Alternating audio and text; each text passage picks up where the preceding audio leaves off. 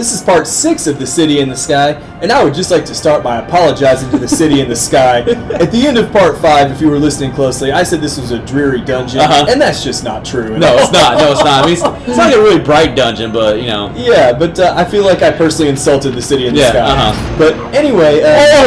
my high school days right there. Didn't have the best offensive line for those days. The funny thing is, like, you can hear it coming, but you couldn't see it. And I was just like, well, I was trying to hook shot that thing. Yeah. And I thought that I was going to, the angle was going to be clear. Yeah. I thought that I could get it and just, bam. The worst part is that's not the only time it happens. When you open the big key chest, we don't need to mention when it happens again. Well, okay. I mean, the worst part about this is... Oh my god, you see it coming too. You see the cinematic of it coming. You just know this is like, this is gonna. Oh wait, as soon as I bam! This has not been the best start to a video we've ever done. But it's one of the funniest starts. That one is so, like, getting blindsided sucks, yeah. But when you see it there in the cutscene, you're like, oh god. Yeah. But you rebound well. Yeah. And thankfully they don't do hardly any damage. And when you have 17 hearts or sure. Man, now the little one shot, those things rattle me like the whole game because I just kept on panicking. Like, I have a hook shot, I just want to aim it good enough, and they always got me. Well, the problem is you have to be so quick on it, or you have to dodge them the first time to where they kind of take a minute. Or like this, you have enough distance to do it. Yeah. It's fine. They actually spot you or recognize you pretty quickly, I think. They do. And, like, if you don't have time to get that hook shot, even if you get their shell, they're still running right at you, I think. So even if you get it, you're still probably going to take a half a heart or a quarter heart damage, whatever it is. Yeah, like I said, we got 17 hearts though, so yeah, we're in good whatever. shape. And like in this game, it doesn't seem like the enemies really take a lot of hearts out of you. They really don't. So stupid Super Nintendo games and Nintendo games where they take 3 hearts when you get hit by somebody. Oh my god, some of those are brutal. Yes.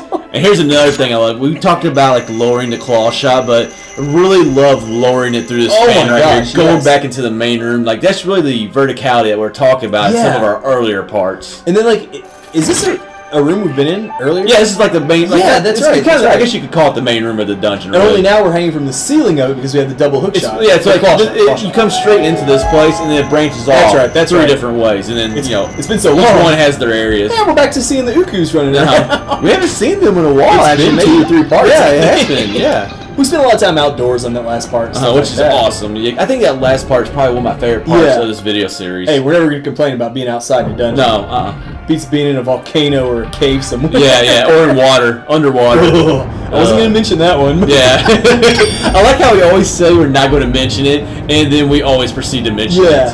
I love coming outside right here and seeing this giant, I consider like, I guess, a wind turbine or a windmill, whatever it is, coming down from up above you with these huge blades or fans or vents or whatever you call them. But yeah, we joked earlier how there's like the tiny little propellers holding it up.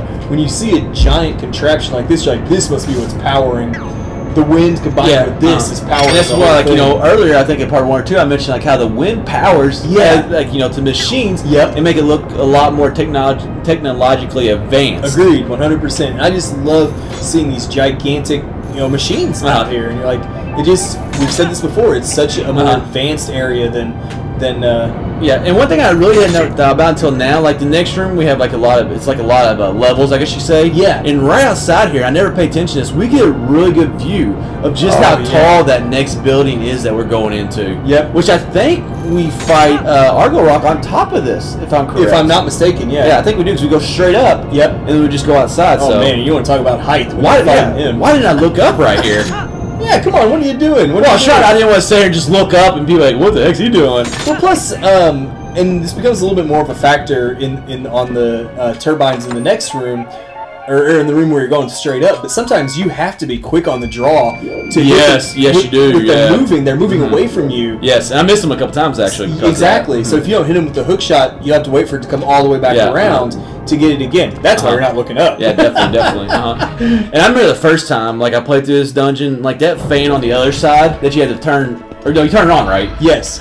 I don't know how many times I tried to turn that thing on, doing various stuff. So I thought that was important. It wasn't important to the dungeon, but I thought it was important early on in the dungeon. Yeah, and here's the room here. Like it's probably about the 3rd room of this dungeon where we have to work our way. It's third one.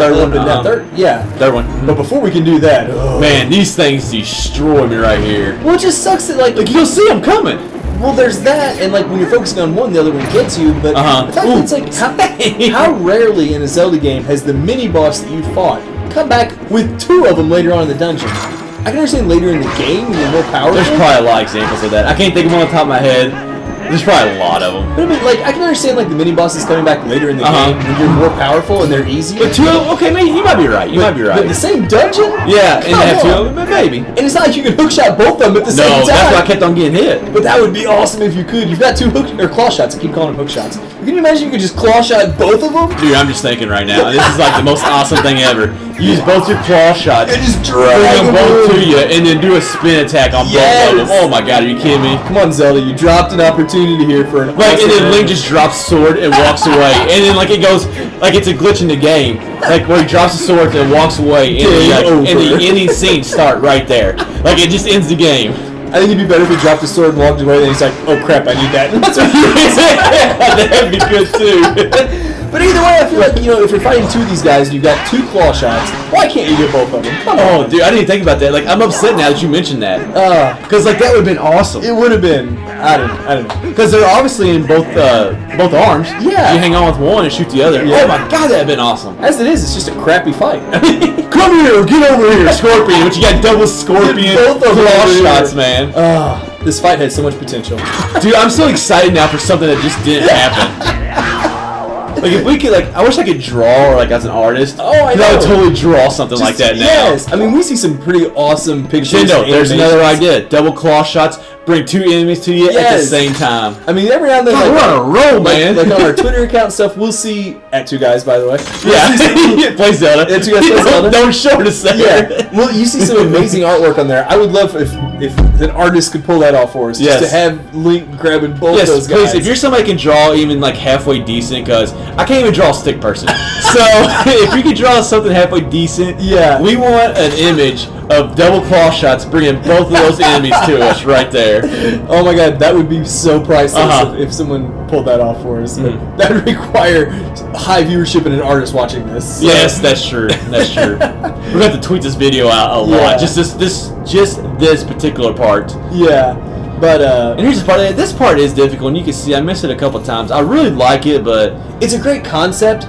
But like we said, you have to hit it like as soon as it's in your sight because it's moving away from you the whole time. You know, I've been talking about that the claw shot, how it feels really long. Right here, it starts to feel really short. It does. Really quickly. It does, and it's just, I mean, A, you are trying to cover a lot of distance, and B, you are trying to hit a moving target where even if you get the distance right, if you miss the grate part, and you hit the border, then you miss it. Yeah, well, the thing is, like, it doesn't have the 3 triangles, like when you're supposed to shoot it, like, so, like, you really can't tell really when you're supposed to do it. And like you just got the right angle and stuff. Yeah. It's just it can be a little frustrating. Like you said, you've already seen us miss it once or twice. It can be a little frustrating. But once you land it, it does feel cool that like we're working our way up this gigantic room on these gigantic. I just love like hanging onto something. Yeah. Like you're just hanging there and like it's spinning and there's a floor below us way down, but well Link can survive that. I couldn't. But yeah, just like kind of sitting there hanging onto it with the claw shot, spinning around, just kind of. It's one of those examples of just something small, but we've said before how much we love when you're just hanging over like an empty fault. Yeah, space, even with the floor below you, it's still a huge fault and a gigantic room. It just seems so different from so many of the Zelda dungeons we play. It's just nice to have that contrast. Yeah, it really is. It really is nice to have contrast like that. It's something to break up the game, really, in my opinion. Exactly. But speaking of breaks, this is the end of part 6 of City in the Sky.